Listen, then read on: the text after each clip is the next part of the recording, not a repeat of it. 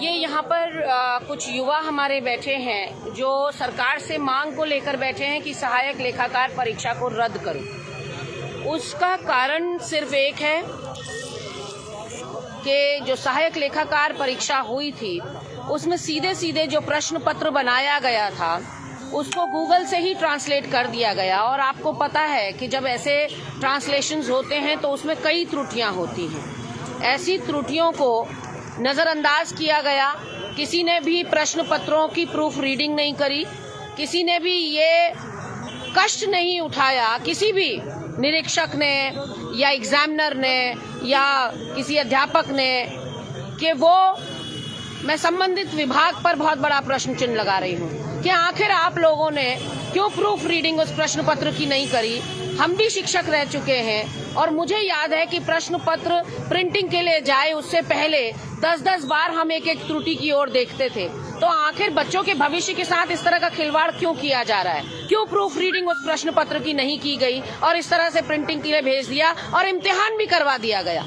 तो आप सोच सकते हैं कि इस प्रदेश के अंदर सब कुछ उल्टा सीधा हो रहा है। यहाँ पर बच्चों के भविष्य को लेकर कोई चिंतित नहीं है, बस किसी तरह से अपनी जिम्मेदारी से पल्ला झाड़ना ही सरकार और शासन में बैठे हुए लोगों का काम रह गया है। आपका नाम क्या? आप कहाँ से आई हैं? जी, मेरा नाम पूजा थपलियाल है। आवाज नीचे कीजिए। हाँ, मेरा नाम पूजा थपलियाल है, मैं देहरादून जोर से। हाँ, पूजा थपलियाल है, मैं देहरादून की हूँ।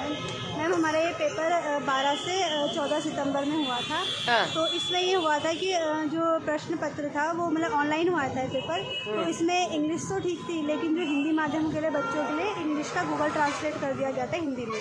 तो उससे क्या है कि कॉमर्स अपने आप में एक लैंग्वेज है, और क्या उससे जब आपने ट्रांसलेट किया तो उसमें कई शब्द का जो उटपटांग हो गया, बिल्कुल ही समझ ही नहीं आया कि प्रश्न पत्र में पूछना क्या चाहता है। तो हमारी बस यही मांग है कि इसको ये रद्द किया जाए, दोबारा री एग्ज़ाम करवाया जाए और इस बार ऑफलाइन करवाया जाए ताकि ये गूगल ट्रांसलेट का मुद्दा आए। मैम, हम ये पिछले 3-4 दिनों से हम महिलाएं भी रात को यहीं रुक रहे हो, तो ये बड़े दुर्भाग्य की बात है मैम कि हमें सड़कों में रात गुजारनी पड़ रही है। और हमारी आप कहाँ से आए हो? मैं रानी पोखरी से आई हूँ। मैं रानी पोखरी से आई हूँ। रानी पोखरी से। हम ओके। यही कहना चाहेंगे कि हमारे इस प्रश्न पत्र में बहुत सारी त्रुटियां पाई गई। हमने आयोग से कई बार बोला है कि हमारी, तो उनका जवाब क्या आयोग का? उन्होंने एक्सपर्ट्स बिठाए थे, उन्होंने अपने अकॉर्डिंग 76 मिस्टेक्स इसमें निकाली है। मुख्यमंत्री के संज्ञान में ये बात जा चुकी है। हम मुख्यमंत्री जी से यही चाहेंगे कि हमारे इस परीक्षा को रद्द किया जाए। और नहीं, ऐसा कोई आश्वासन आपको नहीं दिया जा रहा है कि परीक्षाएं दोबारा होंगी?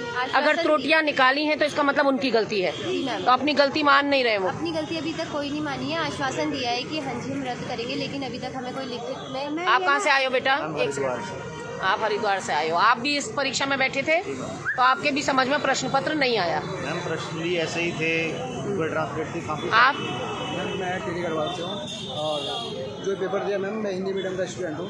ठीक है, आपके नहीं समझ में आया? बिल्कुल नहीं आया मैम समझ में। तो इस तरह से अपमान मत कीजिए। अगर आप कहते हैं कि हिंदी को बढ़ावा दो, हिंदी हमारी राष्ट्रभाषा है, हमारी मातृभाषा है, फिर ऐसे में जो बच्चा हिंदी से पढ़कर आया है उसकी इतनी लानत मलानत क्यों की जा रही है? आखिर उसका इस तरह से अपमान और तिरस्कार क्यों किया जा रहा है? क्या अंग्रेजी जानने वाला ही ब्रह्मांड विज्ञाता होता है?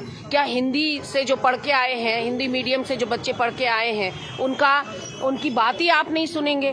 उनको अगर आपका प्रश्न पत्र ही नहीं समझ में आया तो फिर मुझे लगता है ऐसी परीक्षा का कोई औचित्य नहीं है और संबंधित लोगों पर कार्रवाई जरूर बनती है जिन्होंने प्रश्न पत्र बनाते समय भी कोताही बरती और प्रूफ रीडिंग भी नहीं की प्रश्न पत्र की। ऐसे में प्रिंटिंग को प्रश्न पत्र चला जाता है और पूरी परीक्षा करा दी जाती है। उसमें 76 गलतियां उस प्रश्न पत्र में पाई गई। मुख्यमंत्री के संज्ञान में ये सारी बात है, लेकिन हो कुछ भी नहीं रहा है। तो आप देख सकते हैं कि आखिर मेरे प्रदेश में सरकार नाम की कोई चीज़ है? आप ही बताइए।